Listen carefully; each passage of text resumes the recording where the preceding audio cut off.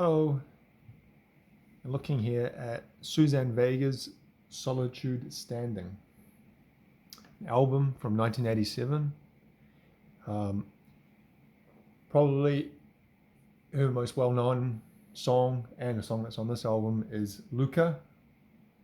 My Name is Luca. That one. The one, it's a song about child abuse, which isn't very nice, is it? It's a she sings at what is it? She's living in the house downstairs, and she can.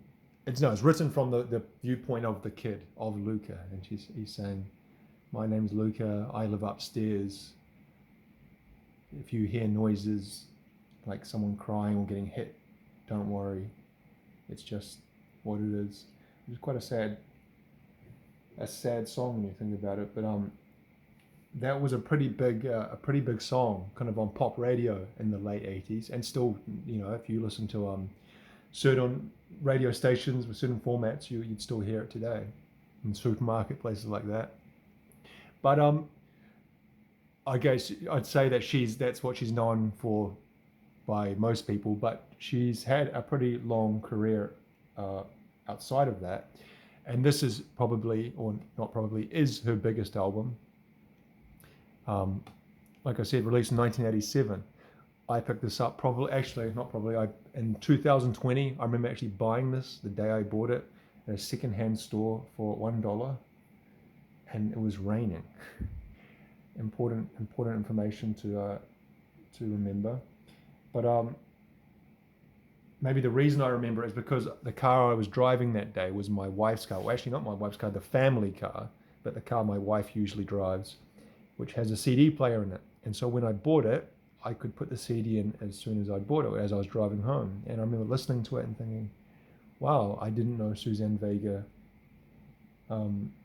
had this many good songs, because she does have a lot of good songs. I'd say the first one there, Tom's Diner, that's another one you might have actually heard before, the melody at least. That one. She sings that a cappella in track 1, and then the last track 11, Reprise, is like an instrumental version.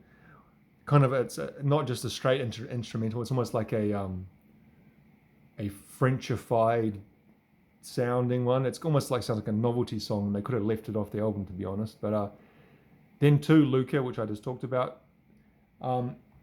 Song 3, 4, and 5, Ironbound, Fancy Poetry, In the Eye, and Night Vision. All very good songs. Solitude Standing is probably my favorite song on the album. The song the album is named for, or the album the song is named for. All of the sound, the whole album has a kind of stylistic thread that goes through it, that all of the songs have a very, I wouldn't say they sound similar, but they definitely fit together.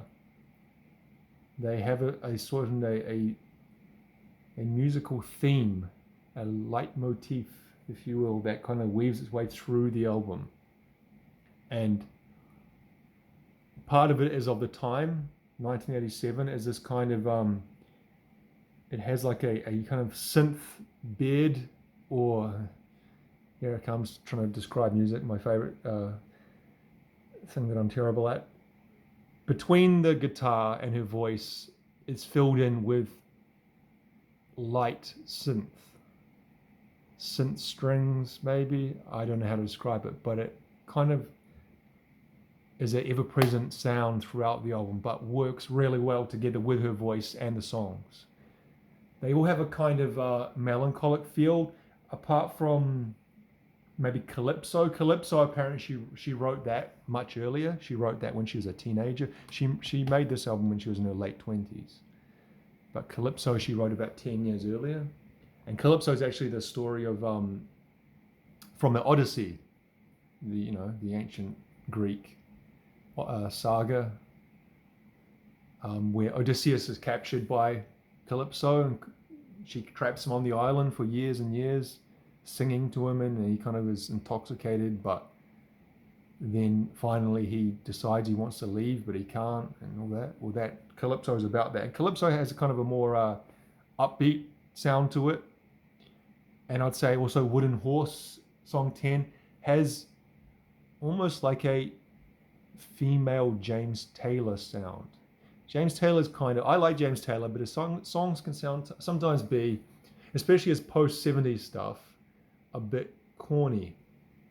And I wouldn't say Suzanne Vega has that same corniness, but it has a kind of James Taylorish sound, if that makes sense, which it probably doesn't. But song 2, 3, 4, 5, 6, that's like a run of 5 outstanding songs. Like I said, the first time I heard this album, I was quite, not shocked, but just like, oh wow, I didn't know Suzanne Vega. I didn't know the lady who sung Luca, which I used to hear on the radio when I was a kid, had this many good songs.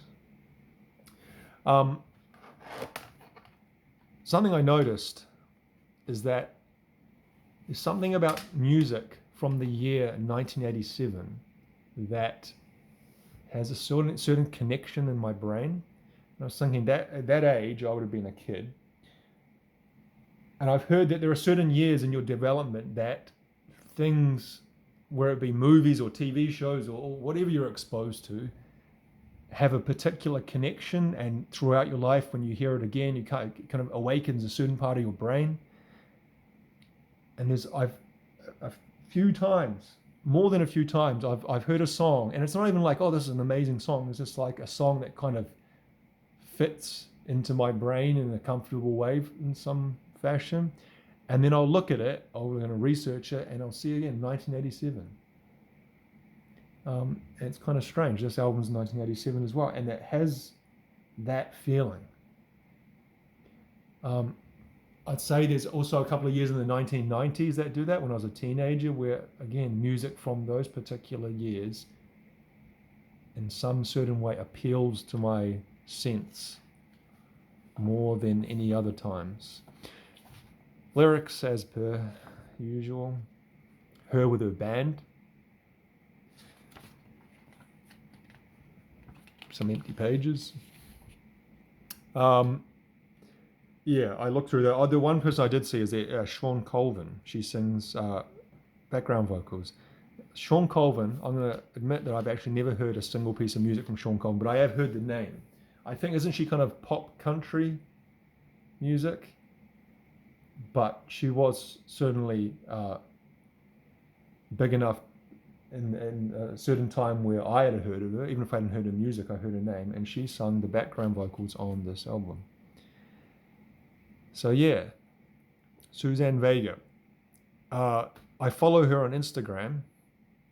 You know, she's I'm not going to say elderly, but she's getting on now. Well, how old is she? She would be, just checking here, she's 63 now, and she's still touring and making music. I wouldn't mind seeing her live, but I think her live music would often just be her and a guitar, kind of a singer-songwriter stylish.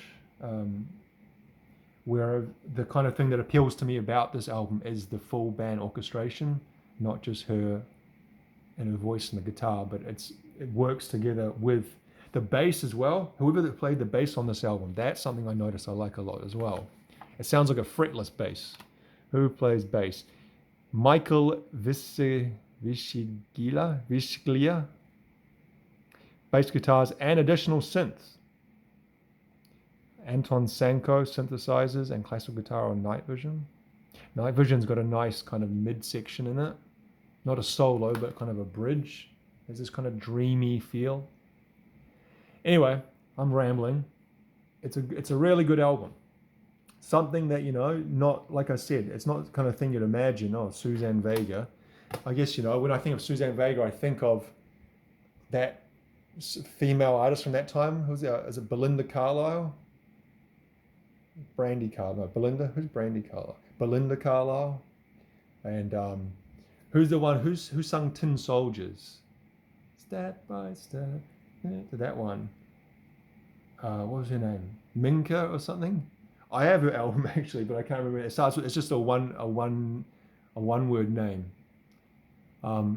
But I'd say Suzanne Vega is certainly deserves to be set apart from Gypsy's one-hit wonders, which maybe is not fair to those other ladies, but yeah. Suzanne Vega, Solitude Standing, $1,